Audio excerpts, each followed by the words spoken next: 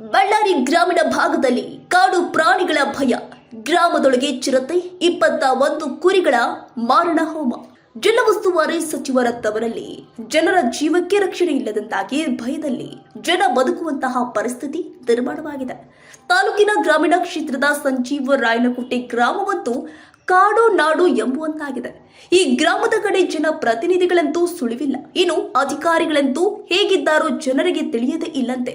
ಈ ಗ್ರಾಮವು ಕೂಡ ಕಾಡು ಪ್ರಾಣಿಗಳ ವಾಸಸ್ಥಾನವಾಗಿ ಬಿಟ್ಟಿದೆ.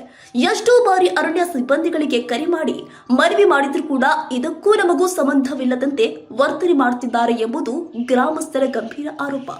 ಒಂದಲ್ಲ ಎರಡಲ್ಲ, ಒಂದೇ ವರ್ಷದಲ್ಲಿ 5 ಬಾರಿ ಗ್ರಾಮದೊಳಗೆ ಕರಡಿ, ಚಿರತೆಗಳು ಲೆಕ್ಕವಿಲ್ಲದಂತೆ ನುಗ್ಗಿ ಈವರೆಗೆ ಪ್ರತ್ಯೇಕ ಘಟನೆಗಳಂತೆ ಸುಮಾರು 50ರಿಂದ 60 ಕುರಿಗಳನ್ನ ತಿಂದು ಹಾಕಿದೆ. ಆದರೂ ಕೂಡ ಇದರ ಬಗ್ಗೆ ಅರಣ್ಯ ಸಿಬ್ಬಂದಿ ಲೆಕ್ಕಿಸ್ತಾ ಇಲ್ಲ. ಅವರಿಗೆ ತಿಳಿದಾಗ ಬಂದು ಚಿರತೆಗಳಿಗೆ ವಾಸ ಮಾಡಲು ಬೋನ್ ಇಟ್ಟು ತೆರಳುತ್ತಾರೆ. ಬೋನ್ಗಳಂತೂ ಇಲ್ಲೇ ತುಕ್ಕು ಹಿಡಿತಾ ಇದೆ. ಇಂದು ಬೆಳಿಗ್ಗೆ ಸಂಜೀವರಾಯನಕೋಟೆ ಗ್ರಾಮದ ಕಡೆ ನುಗ್ಗಿದ ಚಿರತೆಗಳಂತೂ ಮಾಲೀಕರ ಮೇಲೆ ಆಕ್ರಮಣ ಮಾಡಲು ಬಂದು 21 ಕುರಿಗಳ ಮಾರಣ ಹೋಮ ನಡೆದಿದ್ದು, 1 ಕುರಿಯನ್ನ ಹೊತ್ತುಕೊಂಡು ಹೋದ ಘಟನೆ ಜರುಗಿದೆ.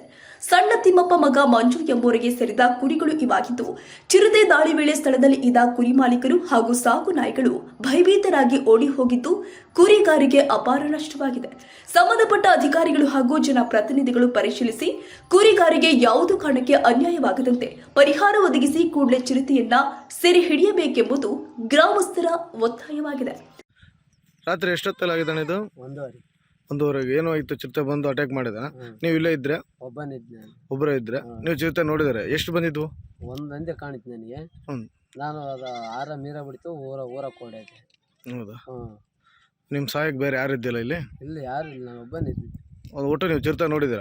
ನೋಡಿ. ಒಂದೇ ಚಿರತೆ ಮಾತ್ರ ಬಂದಿತ್ತು? ನೋಡಿದ್ದೆ. ಸುಮಾರು ಎಷ್ಟು ಕುರಿ ನಿಮ್ಮ ಸತ್ತ ಇದಾವೆ?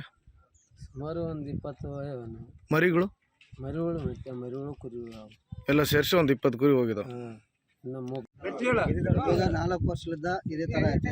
ಇಲ್ಲಿ ಅಟ್ಟಿದಾಗ ಒಂದು ತಲ್ಲಿ ಒಂದು 17 ಮರಿ ಕಡ್ದು ಇದಾಯಿತು, ಪರಿಹಾರ ಕೊಟ್ಟಿದ್ರು ಯಾರು ಅರಣ್ಯ ಇಲಾಖೆಯಿಂದ.